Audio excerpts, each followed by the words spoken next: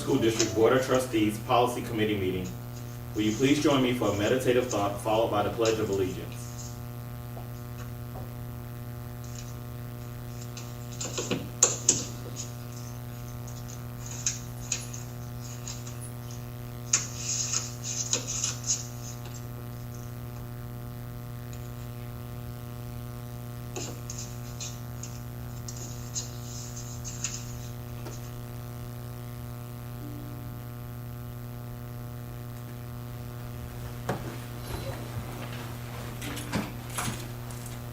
I pledge allegiance to the flag of the United States of America and to the republic for which it stands, one nation, under God, indivisible, with liberty and justice for all.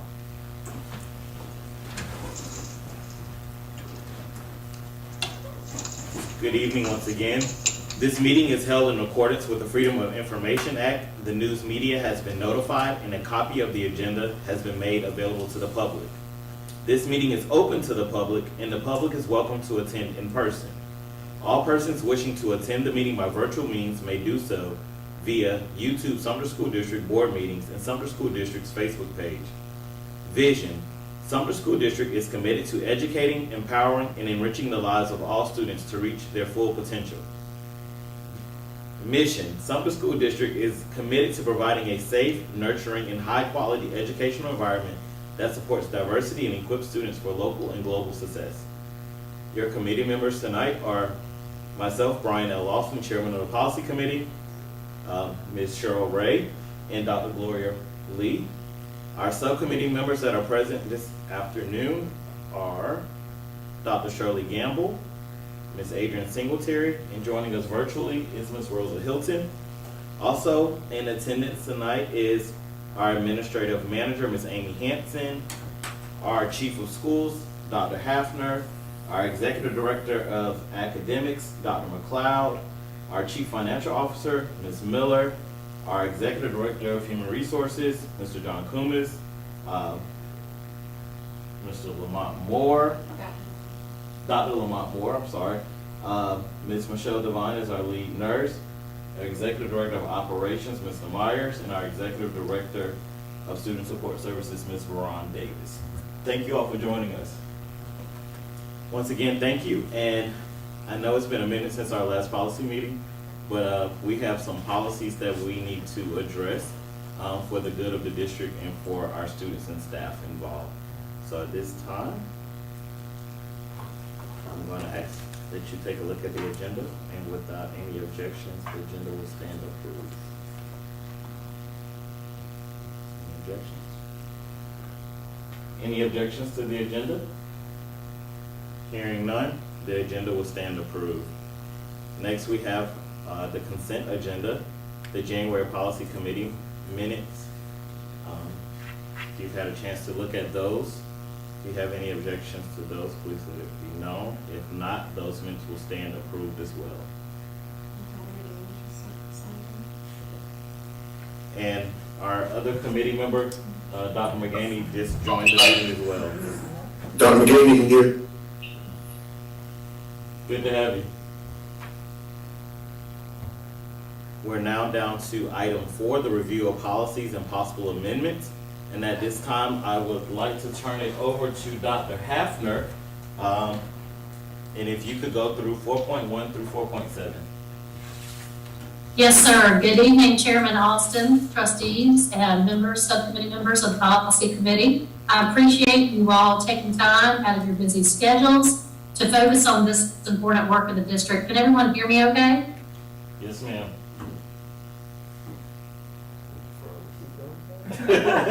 Ms. Hanson? Yes, we can hear you. Okay, very good. I just wanted to be sure.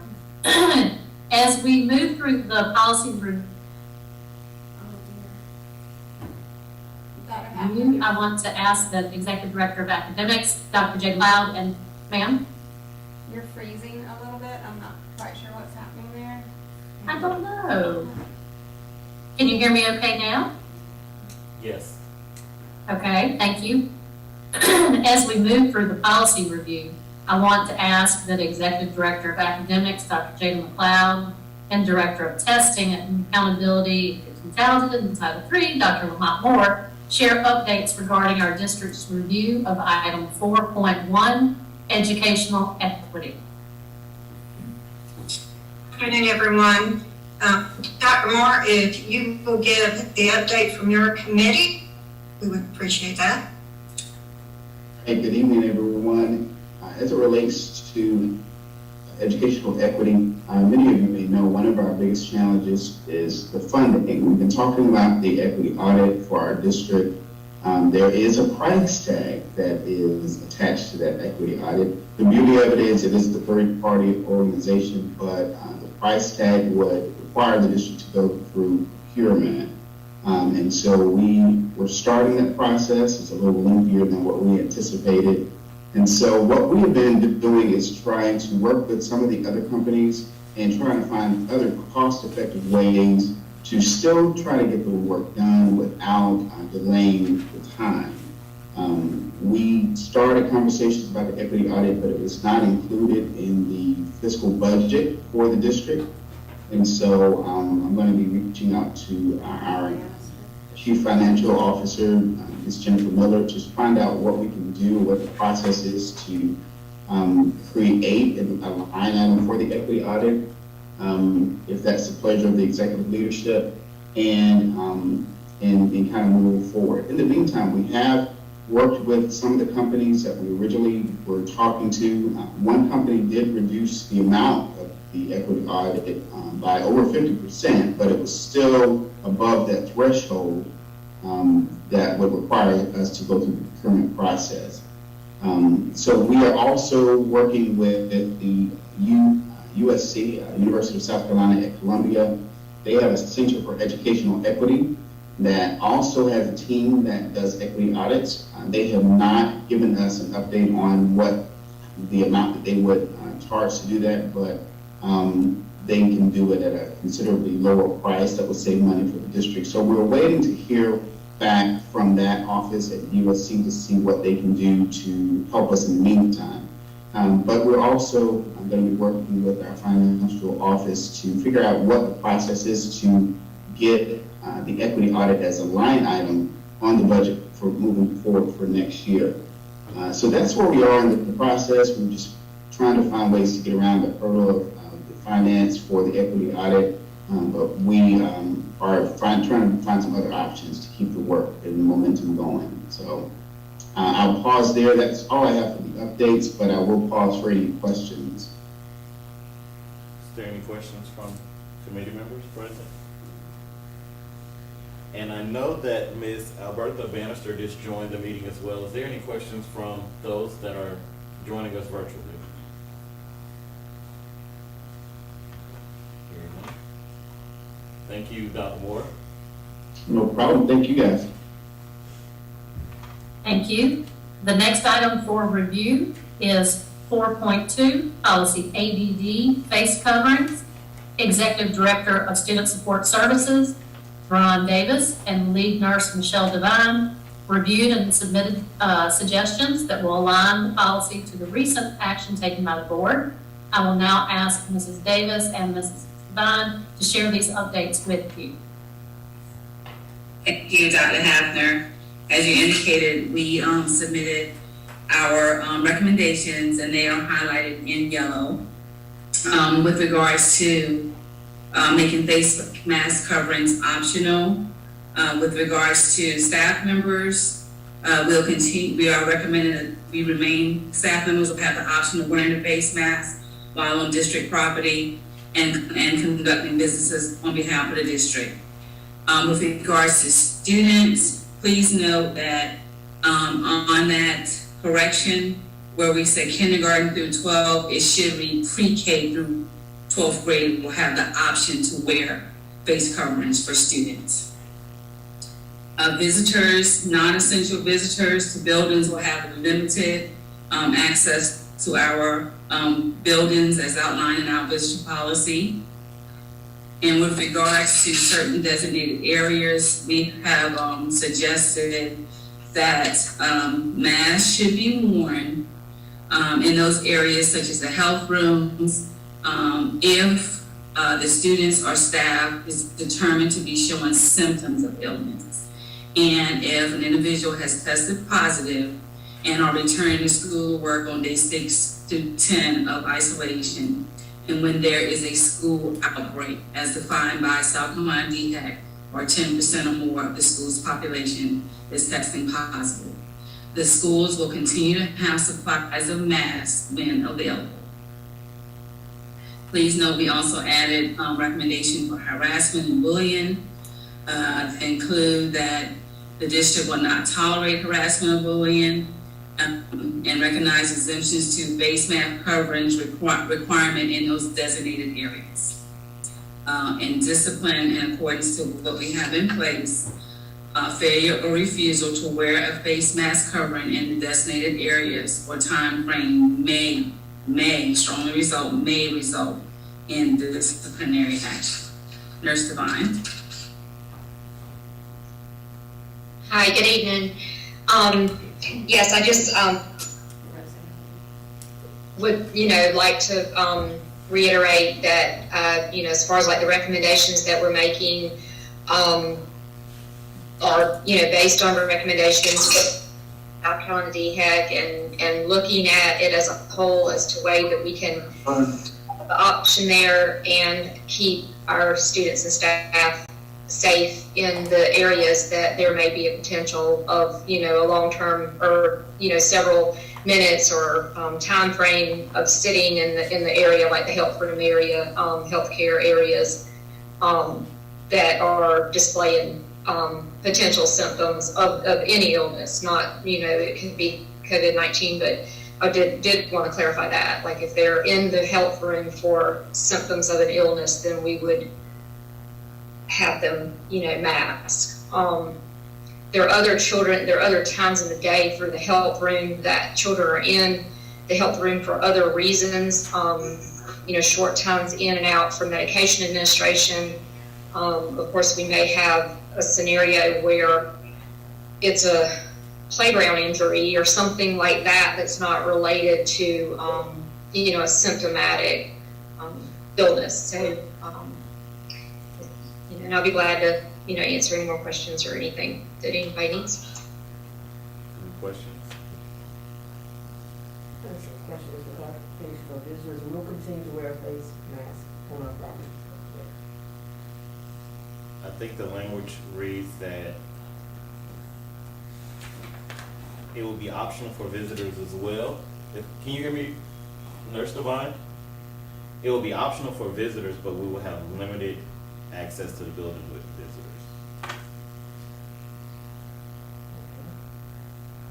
What does that mean? We will try to limit their interaction with visitors coming into the building.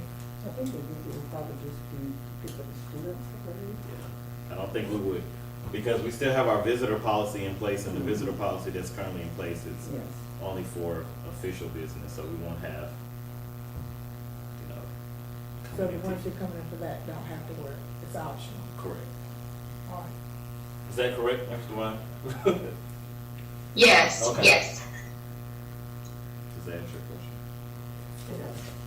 That's right. Any of the members of the committee that are joining us virtually, or even staff that may have questions regarding face covering?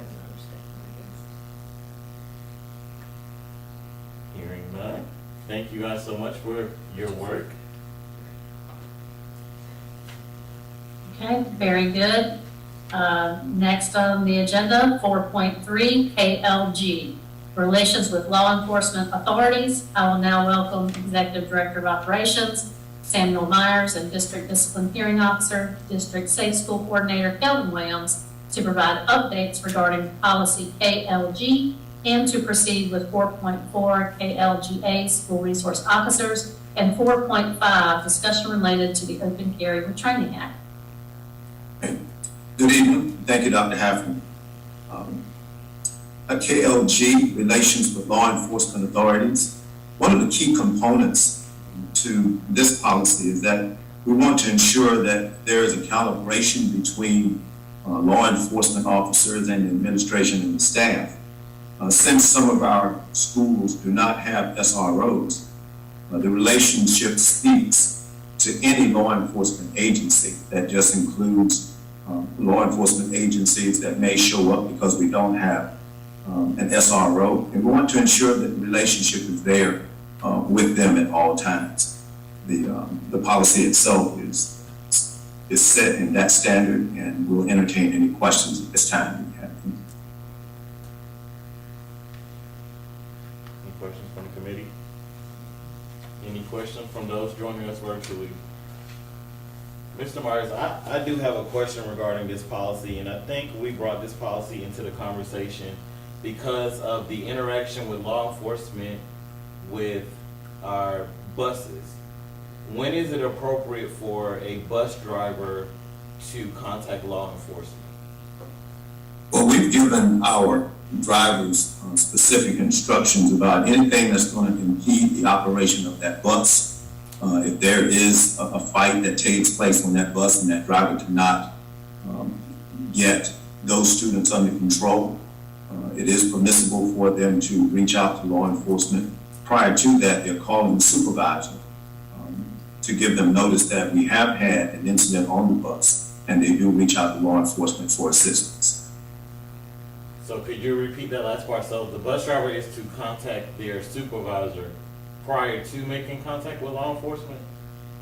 Well, it depends. Sometimes the drivers will call the supervisor, but they are to make contact with law enforcement initially, because we want to make sure that we can get the assistance that's there and then make contact with the supervisor. And is that only for those elements that rise to that level of criminality as far as fighting or impeding the safe transportation of students to and from? Or Well, go ahead. excuse me. No, I was going to say any incident that's going to give that driver notice that he or she cannot operate that bus safely. Someone may pull their car in front of the bus or block the bus from behind, or there may be someone approaching the bus and would not leave. So anything that's going to give that driver that notice that their driving or the safety of themselves or the students may be in jeopardy, they want to reach out to. Any questions? Yeah, you said that we have limited ISOs in school. What schools are the elementary? Is that what it is? We just added 3 new SROs to elementary schools, Okay, but all of our schools do not have SROs. so is that different age, like elementary, middle, and high school, or is it all of them don't have it in different schools, like elementary, I know all elementary don't, so all of our middle schools don't, and our 3 high schools, they do? We have SROs at all of our high schools, Okay, all of our middle schools, and we just added 3 to our elementary schools. gotcha, thank you. Any additional questions? And Mr. Myers or Mr. Williams, you guys are welcome to proceed with the school resource officers' updates and anything. All right. Mr. Williams is going to give the update for SROs.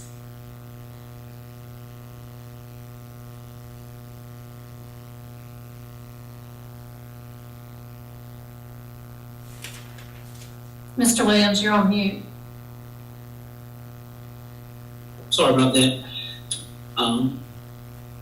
At this time, let's ask some specific questions to the SRO policy. The last time we spoke on this policy, there were concerns about when law enforcement get involved, and that was covered in the previous policy that Mr. Myers spoke on.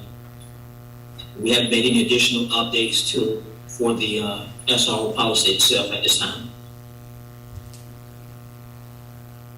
Any questions?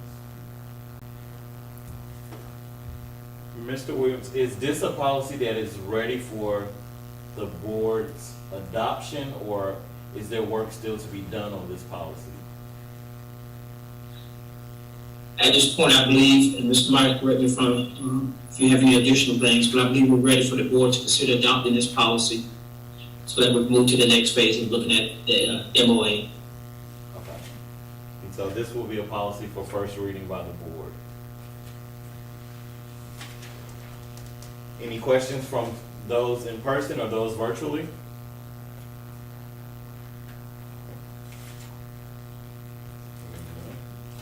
Thank you, Mr. Williams, and thank you, Mr. Myers, for your work on this SRO policy, and for your update regarding law enforcement, relations with law enforcement authorities. Thank you so much. Okay, and the last piece, which is 4.5, related to the Open Carry with Training Act. One of the key components to this is that signage has been posted at all of our schools and our athletic events or athletic stadiums and facilities in that regard. And we've ensured that those signs are placed and appropriately located, and all schools are up to speed with that. If there are any questions, we'll entertain those now.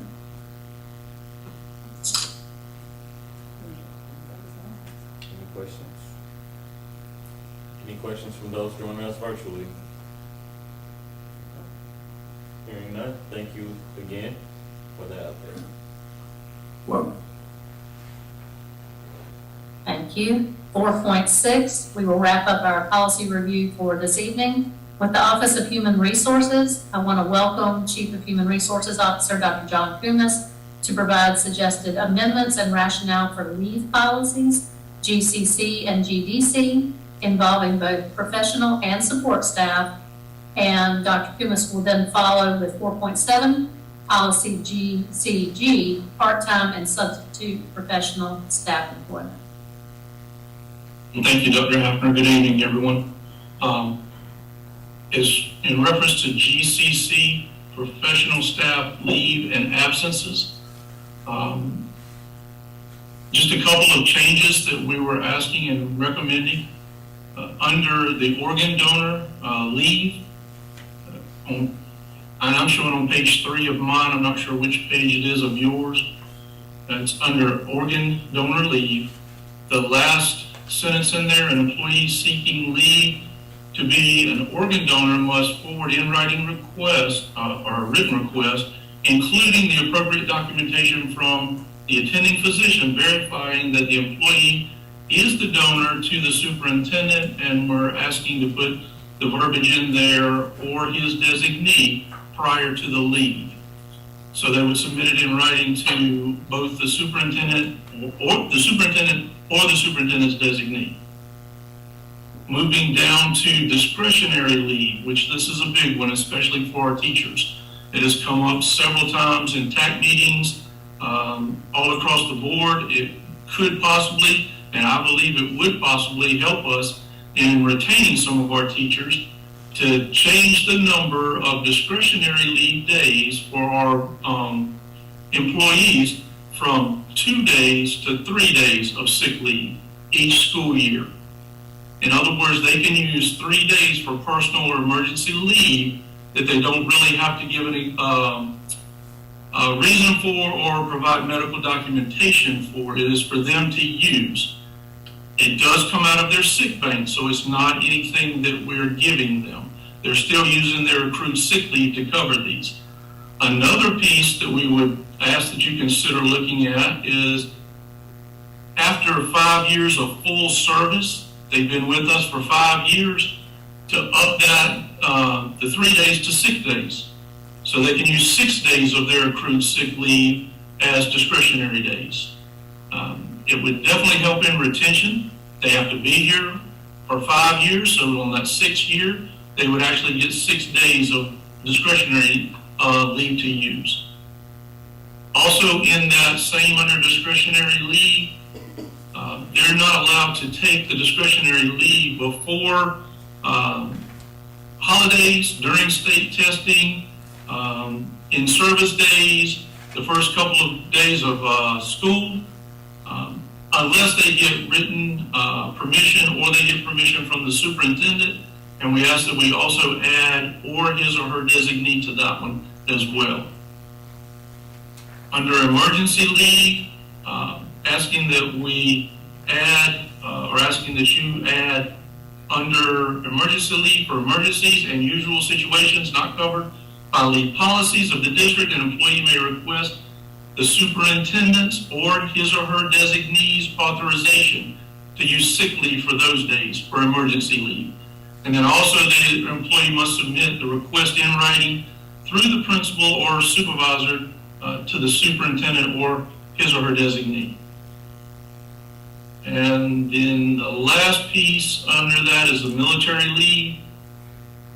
When an employee is seeking military leave for annual active duty training, they must forward a written request, including appropriate verification data, usually their orders, to the superintendent no later than 30 days prior to the prearranged military activity. We're also asking that you add in that sentence or his or her designee as well, not just to the superintendent. There are areas in here, in this policy, where they do notify and ask permission from the superintendent only, and we left those, especially under the conference and training workshops. They would definitely have to get the permission from the superintendent in reference to that and using their leave for those days. That is for GCC. Under GDC, it mimics GCC. This is for support staff. And it actually mimics the professional staff as well. So we're asking for the same verbiage to go into this policy that went in, that we're asking for GCC as well. So asking to do the 3 days increase to 6 days after 5 years of service, and then also asking that we add his or her designee to some of the areas in there where the superintendent has to give permission and has to be notified. Any questions on GCC or GDC?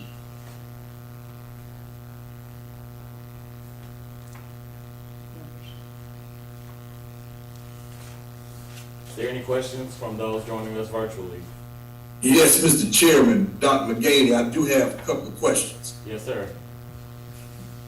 My first question for Dr. Kumas is, can he explain where personal leave will come in if an employee wants to take personal leave without being penalized sick leave or vacation leave? My question is, are district staff allowed to take personal leave? Dr. Kumas. Dr. McGaney, not without it coming out of your accrued leave. Okay. It comes out of your, any leave that you take comes out of your accrued sick leave. Even if you're out on FMLA, Right. it still comes from your accrued sick leave. If you Okay. don't have the sick leave, then you end up being docked in your pay. So they are allowed to take personal leave, but they have to come from one of those leaves that you just mentioned. Yes, sir, it comes from your accrued sick leave, and that's what these discretionary days are. That's personal leave. You don't have to say why you're taking it or provide any type of documentation. We're allowing right now 2 days, but it still comes from your accrued sick leave. Say if a teacher just needs a day of break, and they just need a day off, maybe their anxiety is up and they just need a day that they need to take off. That's the discretionary day. Thank you very much. I appreciate, and I like what I hear from your report. My second question is, talk to me about the 2 weeks in July that the staff used to get. There's been some hangups over the last couple of years, and I don't know where we are with that. Can you share some insight on the first 2 weeks of July where they used to take vacation or whatever, the staff, and that has changed down to 1 or 2 days. So can you share some insight for me on that? Reverend McGaney, Dr. Kumas, we're not able to discuss that. That's not an agenda item for tonight, but we can refer that to maybe the regular board meeting or to another policy meeting.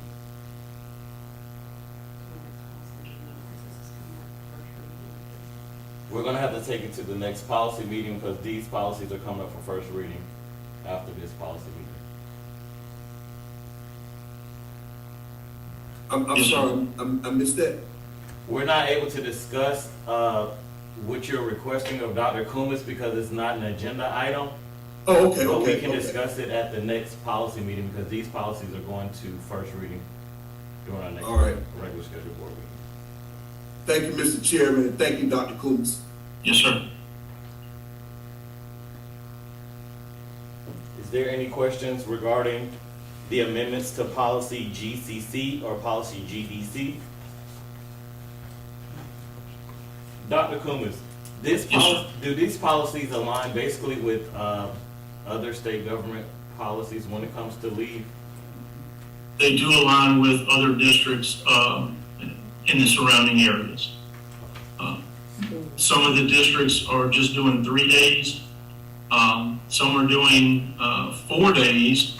2 of the days are out of accrued leave. The third day, they are charged a certain amount for that day, and then the fourth day is actually without pay. They allow them to take 4 days, but there's stipulations that go along with it. The first 2 days is accrued sick leave. The third day, they are penalized a certain amount of money. The fourth day, they are actually charged a whole day. And then some, like I said, some of the other districts are just doing 3 days. I think adding it to the 6 days after the 5 years, 4 years, will go a long way with our teachers and helping retain our folks. Thank you so much, Dr. Kumas. Is there any other questions or comments? Staff, is there any questions or comments, since this will impact you all as well? Okay. I Hearing think it's a none, positive move that they've been asking for. thank you so much. That concludes, do we go down to, GCG, I'm sorry, there's one more policy. Yes, sir. The last one is our part-time and substitute professional staff policy. The main change on this one is under that first bullet with the qualifications. Our old policy was, although a certified teacher is preferred, based on the needs of the district may consider hiring a substitute with an associate's degree or higher. We're asking that we change that to, although a certified teacher is preferred, and we do seek certified teachers, and at least folks with 4-year degrees, that a high school diploma or a GED will meet the minimum educational requirements. Holding it to associate's degrees and higher, we are limiting our substitute staff, and we need substitutes right now. This will help us strengthen our pool to allow folks that when we do have people out, we can put someone in the classroom and not having teachers that have to cover during their planning periods and other times. Another one is under the substitutes will be paid according to the salary schedule adopted by the board. Also, a verbiage in there in reference to a substitute is not guaranteed continued employment with the district. And then the last verbiage that we're asking for you to put in there is that the director of personnel must approve any request for a departure from the guidelines in this policy. So if anything needs to be addressed outside of the policy, then the director of personnel has the authority to do that. Could you enlighten the public on who's the director of personnel? It would be either myself or whoever's in this position as the personnel director. Do we need to change that language to being the executive director of human resources or chief of human resources? I think if we leave it as the director, if an executive director comes in, or if just a director of personnel, I think it would cover that. We can change it. It's just if the chief of human resources position ever goes away and a different position is in there, we would have to go back and revisit at that point. Could it reflect chief of human resources or designate? That way if you have One of We the others could, but working then on it? it would still end up being whoever's in charge of personnel at that particular time. Mm-hmm. If you put our designee, that would mean that the person under that person could actually do it as well, whoever is appointed to do it. What about his or her equivalent? We could do that. The chief human resource officer or his or her equivalent. Mm-hmm. Let's change the language to that, just so that we're Okay. consistent across titles as well. Okay. And the other couple of changes were just some grammatic changes and changing some capital letters to lowercase letters. So, Ms. and Ray, that's it for that one. If anybody has any questions. Ms. Ray has a question. Okay. Dr. Kumas, do we do any training for substitutes? Yes, ma'am, we do. And there is some virtual training that they actually have to go through as well, with our Safe Schools programs. So yes, ma'am, we do some training. And we used to hold classes, but we can't get enough people, to actually apply so that we can hold a class. So right now, Ms. Mack is doing almost one-on-one training with these folks. And is that required? I mean, do we have that in there as required? No, ma'am, it's not in here as being required, but it does say attendance at a training session for substitutes. So that is, well, I guess that is one of the requirements. Okay. It is the last one, the last bullet, so yes, ma'am.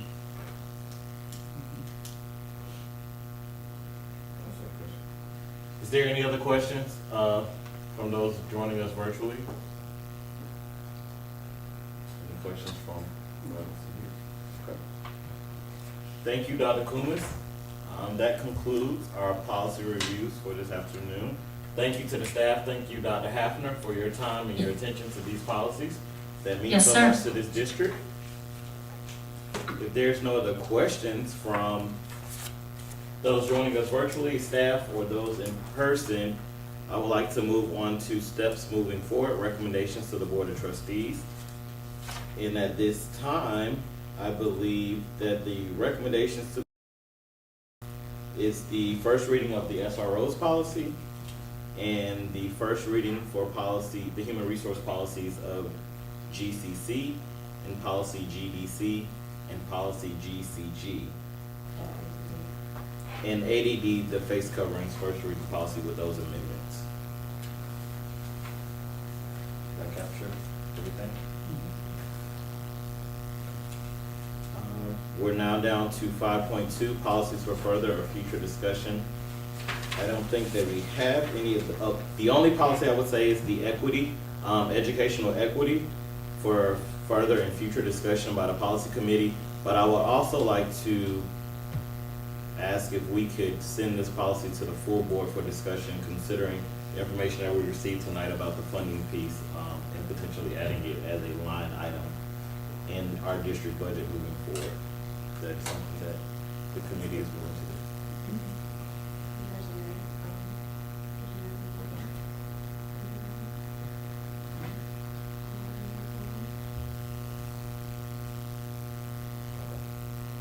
And there is, the policy committee also at a future meeting will review policy IJNDAA, distant online and virtual education and attendance policies.